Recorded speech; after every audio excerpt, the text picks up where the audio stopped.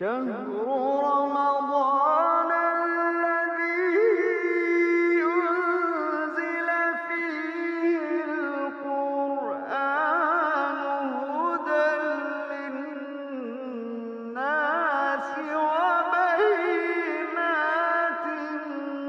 من الهدى والفرقان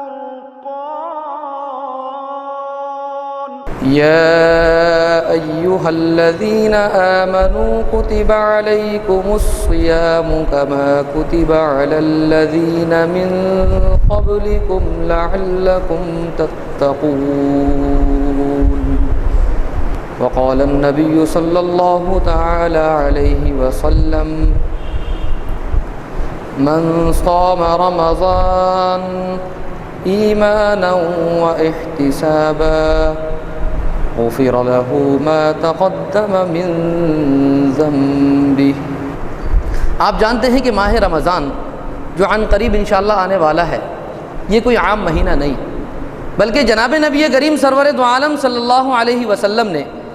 ایک حدیث میں آتا ہے، فرمایا کہ رجب کا مہینہ میری امت کا مہینہ ہے، اور ماہ رجب کو دیگر مہینوں پر ایسی ہی فوقیت حاصل ہے جس طریقے سے میری امت کو دیگر امتوں پر فضیلت حاصل ہے، اور فرمایا ماہ شعبان میرا مہینہ ہے، اور ماہ شعبان کو دیگر مہینوں پر ایسی ہی فوقیت حاصل ہے جیسی کہ مجھ کو تمام انبیاء اکرام پر فضیلت حاصل ہے۔ اور آپ نے فرمایا کہ ماہ رمضان اللہ جل جلالہ کا مہینہ ہے، اللہ جل جلالہ نے اس ماہ مبارک کو اپنے لیے بنایا ہے، اور فرمایا کہ اس ماہ مبارک کو یعنی آنے والے مہینے ماہ رمضان کو اللہ جل جلالہ نے ایسی فضیلت حاصل عطا فرمائی، ایسی فوقیت عطا فرمائی کہ جس طریقے سے اللہ جل جلالہ کو تمام مخلوقات پر فوقیت اور فضیلت حاصل ہے۔ تو یہ ماہ رمضان کوئی عام مہینہ نہیں ہے۔ جناب نبی کریم سرور دو عالم صلی اللہ علیہ وسلم کا ارشاد گرامی ہے، آپ نے فرمایا کہ اس ماہ مبارک کی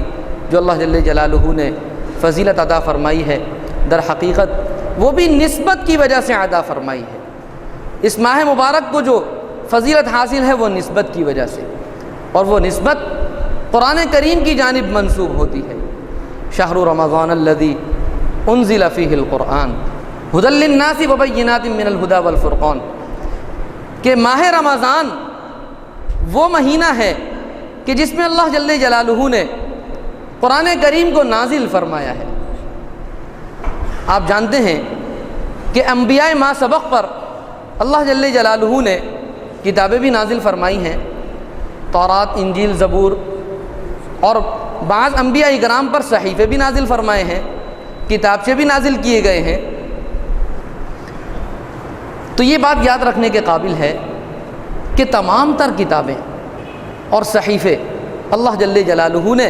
ماہ رمضان میں نازل فرمائے ہیں۔ روایات میں آتا ہے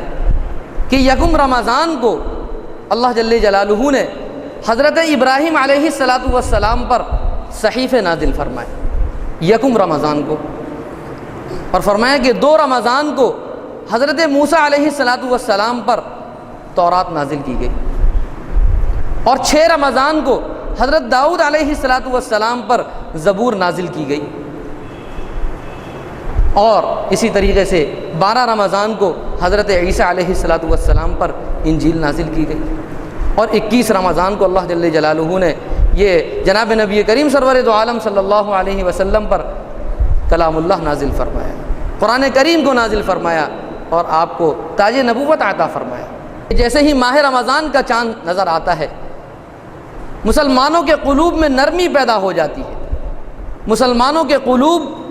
عبادت کی طرف مائل ہو جاتے ہیں، مساجد کی رونقیں بڑھ جاتی ہیں، بلکہ تقوی کی ایک علامت یہ بھی ہے کہ جب ماہ رمضان آتا ہے، رمضان کے علاوہ تو ہمارے لیے 5 نمازوں کی ادائیگی ایک مشکل کام ہوتا ہے، 5 نمازیں ادا کرنا ہمارے لیے مشکل ترین کام سمجھا جاتا ہے، لیکن جیسے ہی ماہ رمضان نظر آتا ہے چاند، تو الحمدللہ آپ دیکھیے لوگ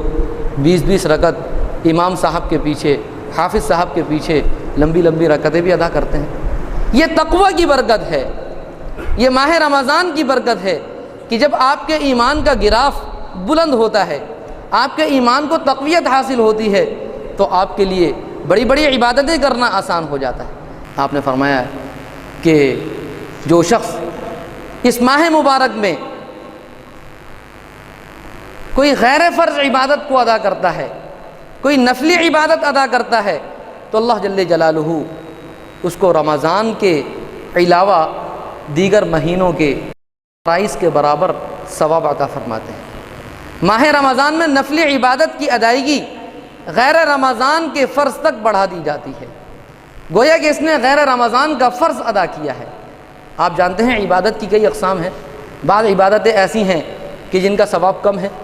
بعض عبادتیں ایسی ہیں جن کا ثواب بہت زیادہ ہے۔